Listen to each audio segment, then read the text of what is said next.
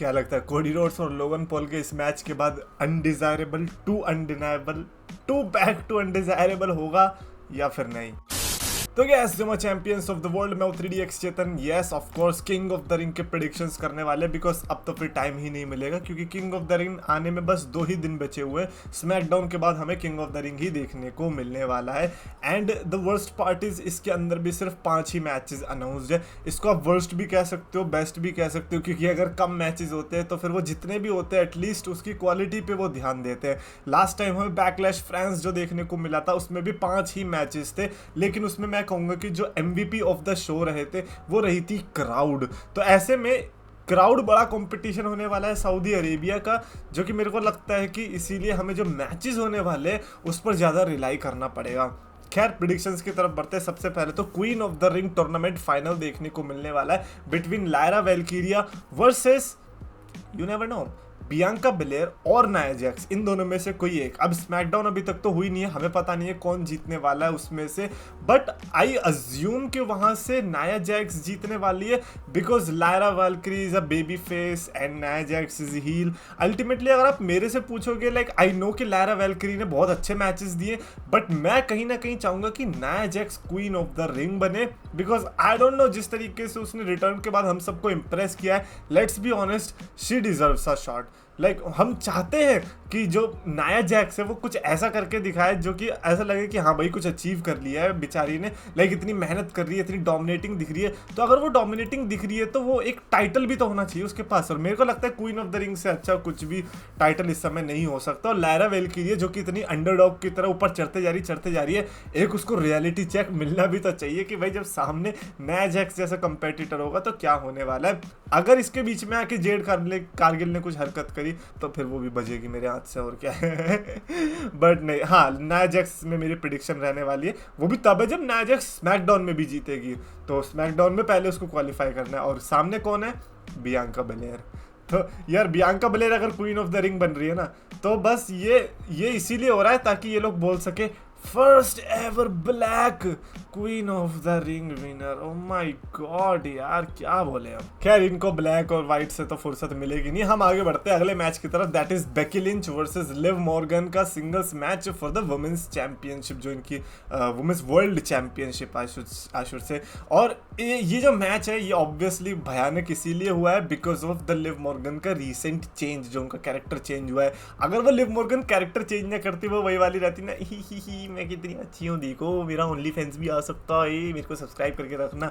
अब जो उसने सडन चेंज किया है स्पेशली रिया रिप्ली के साथ जो हुआ उसके बाद, इसीलिए मैं कह रहा था जो लिव मॉर्गन की लॉसेस थी ना वो उस टाइम पे जो लोग जैसे चेम्बर में भी रो रहे थे उसके बाद भी रो रहे थे, मैं कह रहा था जरूरी है। अगर वो नहीं होती तो फिर हमें लिव मॉर्गन का ये राइज देखने, लोगों को राइज चाहिए ही नहीं भाई, लोगों को चाहिए टाइटल रख दो बस। अबे तुम्हारा क्या हो जाएगा उससे? तुम अगर एज फैन एंजॉय करना चाहते हो तो फिर तुम्हें जर्नी भी तो एंजॉय करनी है कि नहीं, कि बस तुम्हारे अंदर इस चीज से संतुष्टि मिल जाएगी कि सब सुपरस्टार के पास चैंपियनशिप आ गई है। अबे तो क्या इससे क्या तुम्हें स्वर्ग की प्राप्ति होने वाली है क्या, जो तुम ऐसे सोचते रहते हो। खैर लिव मॉर्गन और बेकी लिंच का मैच होगा। मेरी ऑब्वियसली जो प्रेडिक्शन है वो बेकी लिंच ही है। मैं चाहता हूँ लिव मॉर्गन अभी और कुटे, अभी नहीं चाहता मैं लिव मॉर्गन टाइटल जीते, ना कोई चांस ही नहीं है। मैं तो चाहता हूँ रिया रिप्ली भी आए, रिया रिप्ली भी टाइटल जीत जाए, तब जाके वो रिप्ली को हराए, तब बड़ी बात बनेगी। अभी के लिए तो मेरी प्रेडिक्शन बेकी लिंच ही है। इट्स नॉट बिकॉज मैं बेकी लिंच को जीतते हुए देखना चाहता हूँ, बट इट इज बिकॉज मैं लिव मॉर्गन को जब जीतते हुए देखना चाहता हूँ जब वो प्रॉपरली रेडी है। खैर अगला मैच है Sami Zayn versus Chad Gable versus Bronson Reed triple threat match for the intercontinental championship. 3 amazing classic talents इस रिंग के अंदर होने वाले। ओ सॉरी, अच्छा ब्रॉन्सन रीड है, अच्छा ठीक है ब्रॉन्सन रीड भी ठीक है। आई थॉट गुंथर, मतलब मेरे दिमाग में पता नहीं गुंथर क्यों चल रहा था। हाँ Chad Gable, Sami Zayn and Bronson Reed, like समझ रहे हो एक थोड़ा दिमाग से खेलने वाला।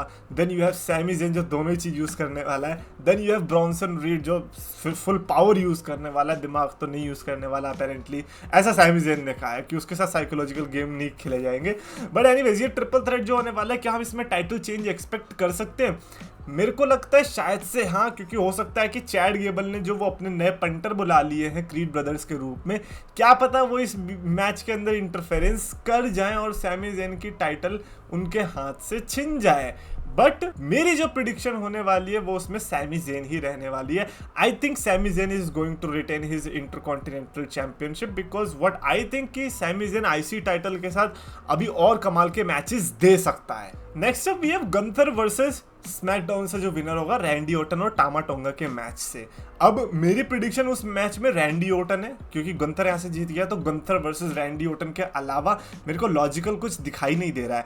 ट्रिपल एच अगर गंथर वर्सेस टामा टोंगा देता है तो फिर मैं ट्रिपल एच की सोच पे भी फिर आगे चल के डाउट करने लगूंगा, और अगर वो ये देता है तो एटलीस्ट एक अनप्रिडिक्टेबिलिटी फैक्टर भी वो ऐड कर देगा आगे चल के कि हम ये नहीं सोच सकते कि हाँ ऐसा ऐसा ही होगा क्योंकि ट्रिपल एच ऐसे ऐसे सोचता है, क्योंकि फिर हमें ये भी पता चल जाएगा कि ट्रिपल एच कैसे भी सोच सकता है। तो उस हिसाब से टामा टोंगा देना चाहिए, बट नहीं, मेरे को लगता है फैन की भी रख लो लाज, यहाँ पे गुंथर वर्सेस रैंडी ओटन दे दो। एज आई सेड अर्लियर कि अभी नहीं हुआ तो कभी नहीं होगा। अब गंथर वर्सेस रैंडी ओटन दो ऐसे विनर्स जिसमें से आप एक को भी हारते हुए नहीं देखना चाहोगे। रैंडी ओटन जो कि कांस्टेंट पेपर व्यू की लूजिंग स्ट्रीक पर है इस पूरे साल में। मीनवाइल गंथर जो कि अपने आप को रिक्लेम कर रहा है, रिबिल्ड कर रहा है इंटरकॉन्टिनेंटल टाइटल लॉस के बाद और दोबारा से उस पोजीशन पर पहुंचना चाहता है। ऐसे में आप दोनों में से किसी को भी नहीं पिक करना चाहोगे यार। एक टाइम था जब एक्जेवियर वुड्स का मैच देखने को मिला था और वो जीता था किंग ऑफ द रिंग का टूर्नामेंट, कुछ भी नहीं हुआ क्योंकि पहली बात तो कुछ भी कह लो आप, अगर आप ये कहोगे कि भाई डिजर्विंग तो नहीं था भाई, अगर वो डिजर्विंग होता ना तो उसके बाद से उसका कुछ देखने को भी मिलता कैरेक्टर या फिर कुछ ऊपर जाते हुए देखने को मिलता। आया तो वही दोबारा से न्यू डे में भोपू बजा नहीं ना, तो वो नहीं डिजर्विंग था ऑब्वियसली। मीनवाइल गंथर और रैंडी ओटन में से जो जीतेगा वो किंग के कैरेक्टर को जो आगे ले जाएगा ना। और मैं आपको सही बताऊं, as much as I also love Randy Orton, I think Gunther is the guy जो कि किंग के कैरेक्टर को प्ले कर सकता है।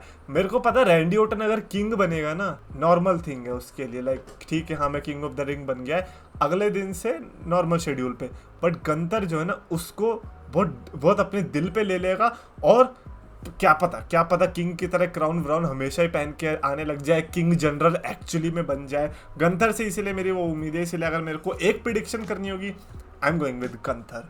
एंड फाइनली कोडी रोड्स वर्सेस लोगन पॉल का मैच देखने को मिलने वाला है। पता भी नहीं चला कि इतनी जल्दी इनका मैच आ भी गया है ना। Undisputed universal championship, undisputed WWE championship के लिए मैच है। यूनाइटेड स्टेट्स टाइटल तो दाव पे इन्होंने लगाई नहीं है। लोगन पॉल बड़ा स्मार्ट निकला, मेरे को अच्छा लगा ये जो चीज़ हुई। तो अब इससे ये होगा ना, ये नहीं होगा कि जो फैंस सोचते रहते हैं बस वही होता रहता है। भाई डब्ल्यूडब्ल्यू तुम्हें भी अपने हाथ में कमान लेना पड़ेगा। ये नहीं कि फैंस चला रहे वैसे चलते रहो, अगर ऐसे चलाते रहोगे तो एम्प्टी स्टेडियम्स में शोज करने पड़ जाएंगे एक दिन, तो वो ना आए। इसीलिए अपने जैसे आप चल रहे हो वैसे चलते रहने दो। We are enjoying it. Cody Rhodes versus Logan Paul, as I said earlier, जैसे लोगन पॉल के मैचेस में मैं कहता भी हूँ कि लोगन पॉल के मैच तो आपको बढ़िया देखने को मिलेंगे, बट मैं ये सोच रहा हूँ क्या ये मेन इवेंट वर्दी मैच दे पाएंगे। लाइक कोडी रोड्स क्या स्पेशल करने वाला है।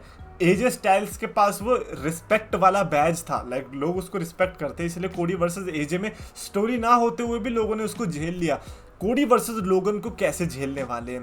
कोडी versus Logan match is going to be absolutely banger, but उस बैंगर को बैक करने के लिए जो स्टोरी होती है वो कैसे टेल करने वाले उस मैच के अंदर, मैं उसके लिए जेन्युइनली बहुत एक्साइटेड हूँ। रही बात विनर की, कम ऑन, हम अब तो हम एक दूसरे को इतना जान चुके हैं कि हम झूठ नहीं बोल सकते ना। लाइक इसमें क्या इन लोगों ने सोचा कि हम ये सोचेंगे कि लोगन पॉल भी जीत सकता है, कोई चांस ही नहीं है। तो ऑब्वियसली यहाँ पर कोडी रोड्स ही जीतने वाला है, अनडिस्प्यूटेड चैंपियनशिप रिटेन करने वाला है। इनका प्लान सिंपल था, इनको ये था कि लोगन पॉल से टाइटल भी नहीं हटवानी लेकिन फिर कोडी रोड्स को भी टाइटल नहीं हरवानी। तो ऐसे में क्या करा भैया, ये अनडिस्प्यूटेड यूनिवर्सल चैंपियनशिप मैच रख दो, यूनाइटेड स्टेट्स टाइटल के लिए मत करो, क्योंकि सिर्फ यूनाइटेड स्टेट्स टाइटल के लिए करेंगे तो इसका ये मतलब है कि लोगन पॉल से टाइटल जाएगी क्योंकि कोडी रोड्स को हरवाएंगे। बड़ा मैसी डिसीजन हो जाता। बट हाँ, Cody versus Logan Paul is absolutely a predictable match when it comes to the winners, but इसमें इनको कुछ ऐड करना पड़ेगा। अगर ऐड नहीं करेंगे आगे से जो क्लैश ऑफ द कैसल आने वाला है, जो पेपर व्यूज आने वाले, उसमें कोडी रोड्स के मैच के लिए लोग एक्साइटेड नहीं होंगे। अगर आप ऐसे रैंडम एस मैचेस डालोगे फिर आप देखते रहना स्मैकडाउन के स्टैट्स जहां पर नाया जैक्स की जो रेटिंग्स है वो कोडी रोड्स के सेगमेंट से ज़्यादा आ रही है और फिर शर्म आएगी कोडी रोड्स को कि भैया मैं कर क्या रहा हूँ।